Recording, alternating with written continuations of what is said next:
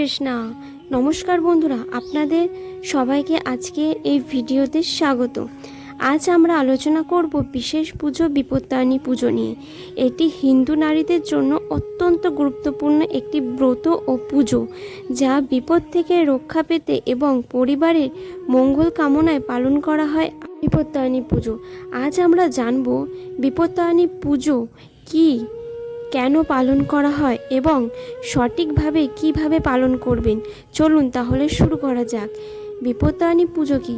বিপত্তারিণী পুজো হলো এক বিশেষ ধরনের ব্রত যা মূলত বিবাহিত হিন্দু নারীরা পালন করেন। এই পুজো মূলত জ্যৈষ্ঠ বা আষাঢ় মাসে কৃষ্ণপক্ষে চতুর্দশী তিথিতে পালন করা হয়, যা বিপত্তারিণী পুজো নামে পরিচিত।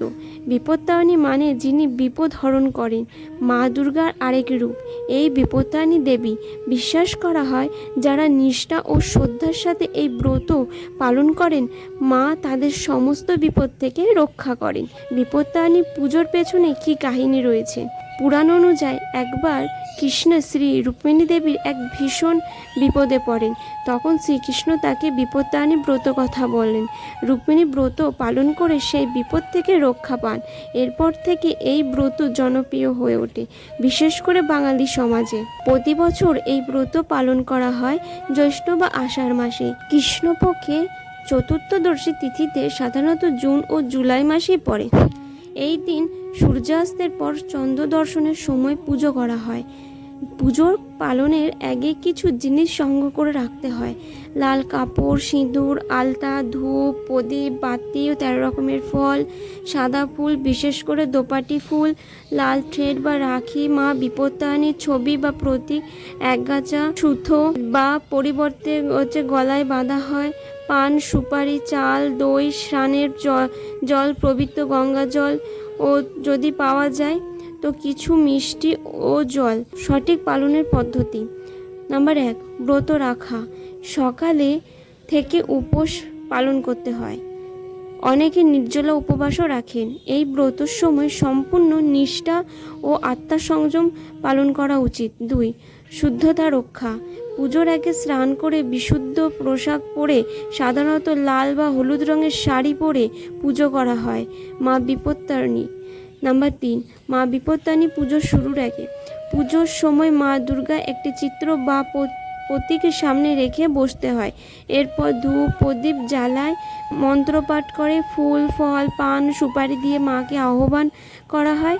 আর এই সময় বিশেষ মন্ত্র পাঠ করা হয়, ওম বিপত্তারিণী নমঃ, অর্থাৎ যিনি সকল বিপদ নাশ করেন তাকে প্রণাম। নাম্বার 4, দড়ি বা গাঁথা সুতো পরানো। এই ব্রতে অন্যতম গুরুত্বপূর্ণ অংশ হলো বিপত্তারিণী গাঁথা দড়ি বা রাখি পরানো। এই পুজোর শেষে গলায় বা হাতে বাঁধা হয়। বিশ্বাস করা হয় একটি সকল অশুভ শক্তি থেকে রক্ষা করে। নাম্বার 5, ব্রত কথা পাঠ। ব্রতের সময় বিপত্তারিণী কাহিনী শোনা হয় বা পাঠ করতে হয়।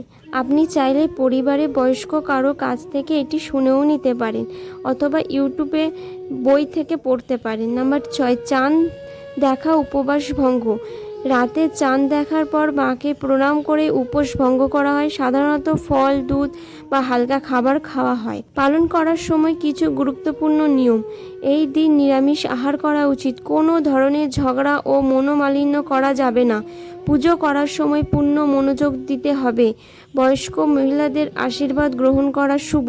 পুজোর শেষে সমস্ত সামগ্রী গঙ্গা বা পবিত্র জলে বিসর্জন দেওয়া ভালো। এই পুজোর মাহাত্ম্য: এই ব্রত পালন করে স্বামী স্ত্রীর সম্পর্ক দৃঢ় হয় আর পরিবারের সুখ সমৃদ্ধি বজায় থাকে, সন্তানদের মঙ্গল হয় এবং সবচেয়ে বড় কথা, জীবনে যে কোনো সংকট থেকে মুক্তি পাওয়া মেলে। তো বন্ধুরা, এই ছিল বিপত্তারিণী পুজোর সঠিকভাবে পালন পূর্ণ ও নির্দেশিকা।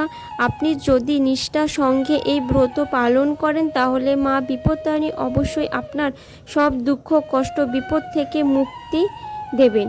যদি ভিডিও ভালো লেগে থাকে তাহলে লাইক করুন, শেয়ার করুন আর কমেন্টে লিখে যান আপনি এই ব্রত পালন করেন কিনা।